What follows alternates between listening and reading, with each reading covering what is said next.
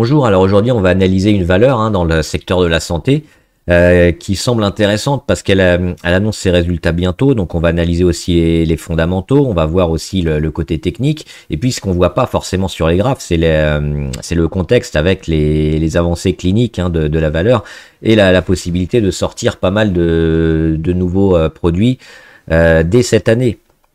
Donc on a déjà un portefeuille important et on devrait avoir encore des progressions. Donc c'est ça qu'on va jouer, une certaine volatilité sur le titre avec des annonces probablement favorables qui devraient pousser le cours vers le haut. Donc on va regarder un peu les fondamentaux, le côté technique, ce que les graphes ne nous disent pas aussi avec le contexte, et on verra si c'est intéressant de se placer sur cette valeur.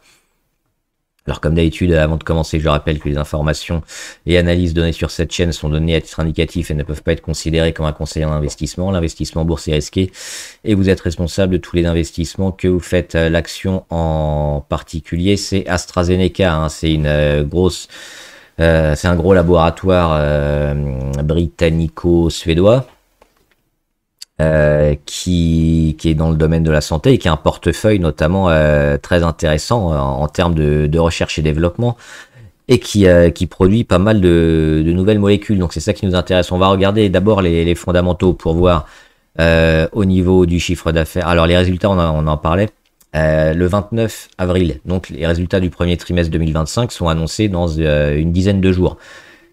Ça peut être intéressant éventuellement de se placer avant, ou comme d'habitude, pour plus de sécurité, attendre les résultats, voir comment le marché réagit, déjà s'ils sont bons ou pas, et se placer ensuite. Ce qu'on peut voir quand même sur les derniers chiffres de la valeur, c'est l'augmentation du chiffre d'affaires. Donc c'est une valeur plutôt en croissance, on le voit ici. On va le regarder un peu mieux après. Et notamment ici, ce qui est intéressant sur AstraZeneca, donc c'est la progression du chiffre d'affaires et la croissance, on le voit, elle est autour de 18%, alors que ses pairs et le secteur sont environ à 7 ou 6%, et elle surperforme un peu dans tous les secteurs, on le voit. C'est ça que j'aime bien, c'est les valeurs comme ça de croissance, donc qui progressent de trimestre en trimestre et d'année en année, et qui sont parmi les meilleurs de leur secteur. Donc c'est elles qui vont attirer le plus de flux. Alors l'intérêt, c'est aussi de ne pas l'acheter trop cher, parce qu'il y a toujours des effets un peu momentum, où pendant un moment ça va marcher, et puis finalement on va valoriser tellement la valeur qu'il va y avoir une correction. Cette correction, on l'a peut-être déjà eu, on va le voir après. Ce qui m'intéresse aussi, hop, on va regarder le chiffre d'affaires avant. Donc on le voit, 2015, 16, 17, 19, et puis post-Covid. Alors c'est pas forcément lié au Covid, mais bon, elle a pas mal de valeurs, notamment dans les vaccins, mais c'est surtout dans le secteur de l'oncologie, donc contre le cancer, et cardiovasculaire aussi. Il y a un peu de respiratoire également, mais c'est surtout, je crois que c'est près de 40% en pharmacie, et pas loin de 40% aussi en oncologie. Donc ça lui fait quand même ces deux gros secteurs. Et donc les chiffres d'affaires qui montent, on le voit, 2020. Donc là je l'ai mis en dollars, je crois. Ouais, c'est ça.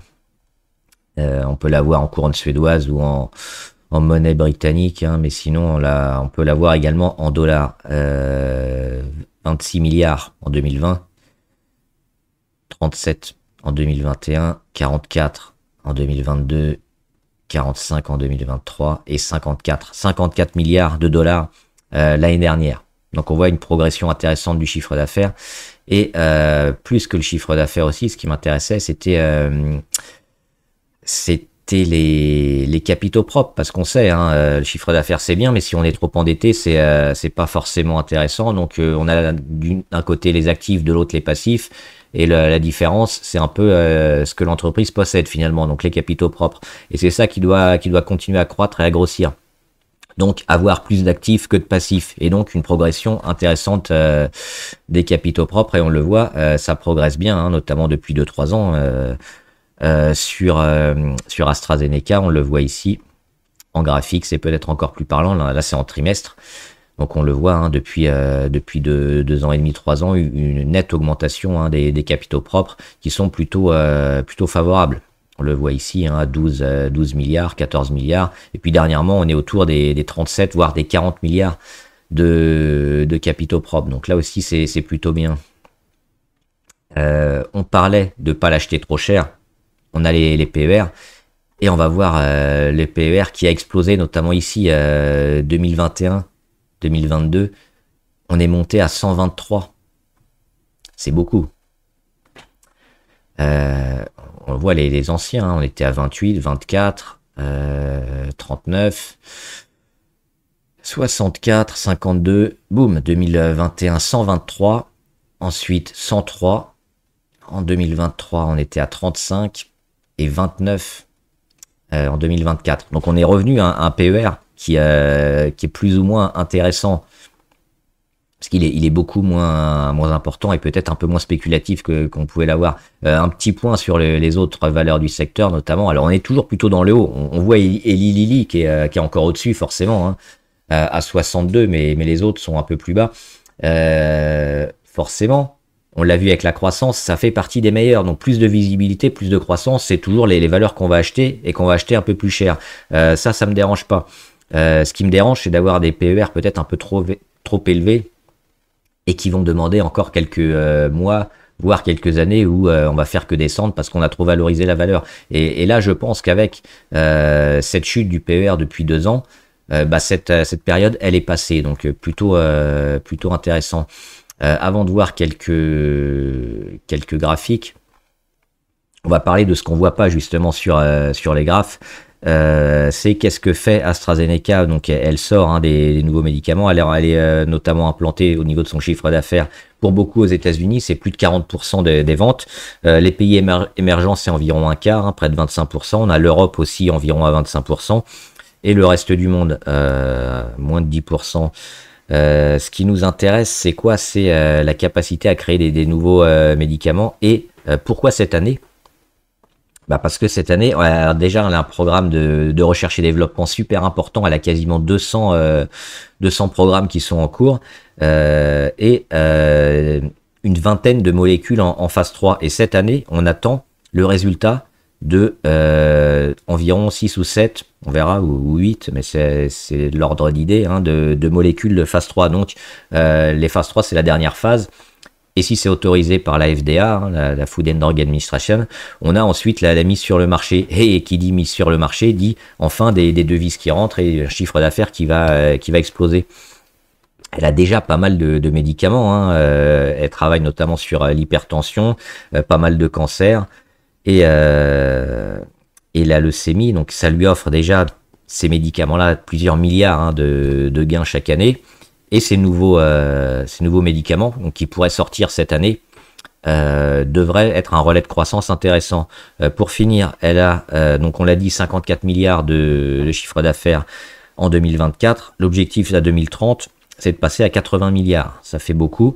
La marge opérationnelle aussi, qui est environ à 31, elle devrait passer vers les 35. Donc on voit aussi une amélioration sur tous les chiffres un peu d'AstraZeneca. Là, on a la participation, hein, des institutionnels, donc les professionnels qui sont sur AstraZeneca. On voit qu'il y a une petite baisse, notamment début d'année 2024. Donc on a, hein, cette part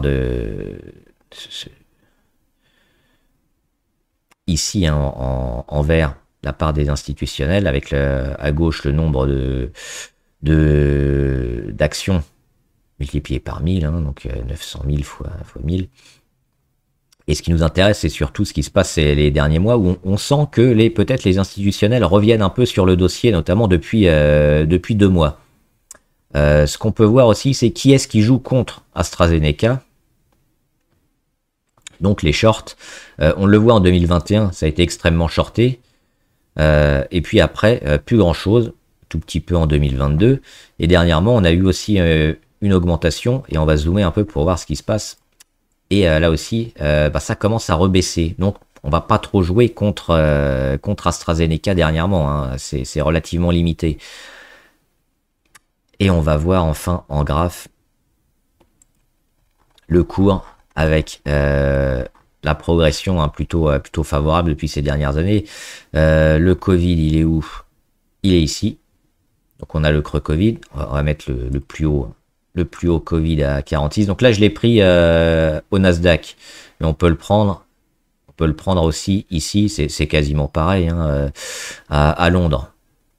Et elle est relativement liquide partout, donc là ça change pas trop, je pense, les analyses.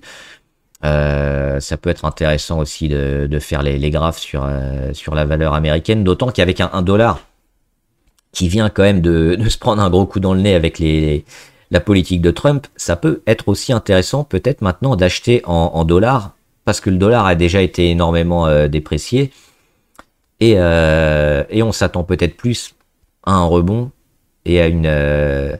même si hein, on sait qu'en partie Donald Trump essaye de baisser un peu le dollar pour être plus compétitif, mais là on est déjà... on a été peut-être un peu dans l'excès, donc on devrait avoir un rééquilibrage, et quand les États-Unis iront mieux aussi, le dollar continuera de monter. Donc ça peut être peut-être un point d'entrée intéressant sur des valeurs américaines en dollars. Enfin des valeurs étrangères, mais en dollars. Et donc AstraZeneca, donc le Covid ici à 45, le creux Covid ici à 32. Et puis la continuation, on voit que c'est une tendance assez forte. Le plus haut, septembre 2024. Et on va consolider, on va dégrader, on fait le rebond technique ici. Et ce qui nous intéresse, bah, finalement, c'est quoi? C'est ce qui va se passer ici. Avec notamment les résultats du premier trimestre 2025 le 29 avril. Donc ça va arriver bientôt, c'est dans une dizaine de jours. Et petit à petit, donc durant l'année 2025, les présentations de phase 3, de médicaments, de molécules. Et il y en a beaucoup. Et ça devrait s'enchaîner, donc peut-être même une tous les mois, ou plus ou moins ça, hein, puisqu'on on a 6 ou 7 ou 8 qui devraient être annoncés. Donc plutôt bien pour la volatilité, pour l'intérêt qu'on va porter à la valeur. Et si c'est positif, on va avoir certainement des rentrées d'investisseurs sur le titre. Le support, il est bien marqué ici, hein, autour des 61 $. On y est revenu, la fameuse journée du 7 avril, on rebondit dessus. C'est pas encore le signal, parce qu'on voit qu'on a toute cette zone-là, entre les 61 et les 75, hein, où ça va faire ça. Et en gros, ce qu'on attend, c'est le top départ. Le top départ qui peut être donné par les résultats le 29, ou les sorties de phase 3 qui vont certainement amener pas mal d'investisseurs à court terme. On n'est pas trop mal ici pour investir, même dès maintenant, on n'est pas loin de l'inversion de tendance, de retrouver des listes au vert. L'idéal, c'est plutôt les 61, si on y revient. Et la confirmation au-delà des 68, mais surtout, ça va être avec des news, je pense, et les résultats. Donc, se placer dès maintenant éventuellement, attendre les résultats, attendre la phase 3. Mais ce sera certainement une valeur qui, durant le courant de l'année, déjà les 2 prochains mois devraient travailler ici et peut-être exploser rapidement. Donc surveiller les résultats le 29, les news sur les phases 3 qui sortent, et si on a des bonnes nouvelles, on devrait avoir quand même une valeur, on l'a vu, qui est pas trop chère, parce qu'elle a quand même pas mal baissé, elle est toujours en croissance, elle a un PER qui a baissé, c'est une valeur saine sur ses fondamentaux, et qui devrait avoir un relais de croissance avec ces nouveaux médicaments qui devraient sortir. Donc s'intéresser à la valeur, et puis sur des cassures techniques, des rentrées de volume intéressantes, se placer, je pense, entre les 61 et les 75 pour jouer le moyen terme, et probablement en 2025 revenir sur les plus hauts. Après, ça peut être intéressant, hein, de la prendre plutôt ici que sur Londres. Mais sur Londres, c'est un peu la même chose, hein, avec le support sur les 9000. On a fait un petit gap, et puis le travail, pareil, hein, le travail, il est à faire ici, entre les 9000 et les 11000. Le comblage de gap éventuellement, et puis surtout la cassure, hein, de l'oblique sur les résultats, ou les annonces de phase 3. Voilà, j'espère que la vidéo vous a aidé, que vous a intéressé aussi, hein, à cette valeur qui a quand même pas mal de potentiel. On parle pas mal de valeurs santé. Alors il y a les biotech qui sont toujours un peu spéculatives, un peu compliquées. Là, c'est quand même une grosse valeur bien implantée, et qui devrait continuer sa progression, je pense. Confirmation le 29, on verra. et à surveiller hein, sur des rentrées importantes. Voilà. Si vous avez des questions, comme d'habitude, mettez-les en commentaire, des interrogations sur le titre ou si vous possédez vous-même, hein, soit AstraZeneca, soit d'autres valeurs hein, françaises ou américaines ou autres. Hein. On a AbbVie aussi qui est toujours intéressante hein, aux États-Unis, qui est une belle valeur. Voilà, dites-le moi en commentaire, j'y répondrai. Bon trade, à plus.